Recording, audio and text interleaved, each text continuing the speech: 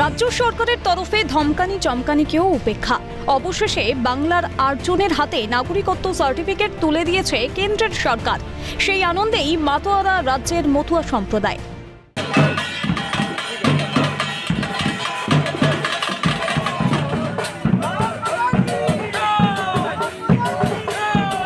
এইদিকে এই সিএএ নিয়েই শুরু রাজনীতির কাদা ছোড়াছুড়ি। পর্বতের মুশিক প্রসব তো কংগ্রেসের। পর্বতের মুশিক প্রসব হয়ে গেল।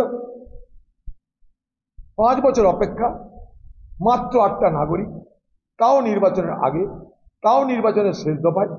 কোন দফায়? যেখানটায় মতুয়া সম্প্রদায়ের মানুষের ভোট আছে। এ কেমন সংশোধন যাতে উল্টে কমে গেল নাগরিকত্বের সংখ্যা? প্রশ্ন তুললেন দমদম লোকসভার সিপিআইএম প্রার্থী সুজন চক্রবর্তী। গত বছর একটা বছরে 1500 লোককে নাগরিকত্ব দেওয়া হয়েছিল, তখন এই সংশোধিত আইন ছিল না।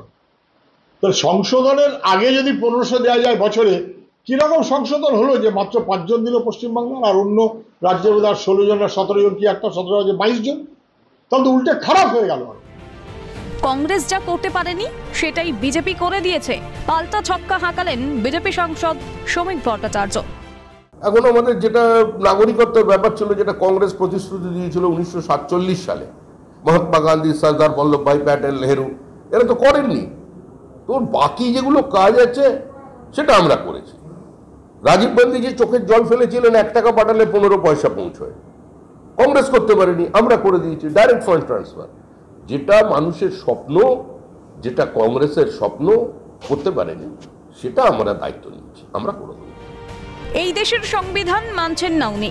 যে দেশের সংবিধান মানছেন, তবে সেই দেশেই যাক মুখ্যমন্ত্রী। তো বিজেপি রাজ্য সভাপতি সুকান্তের।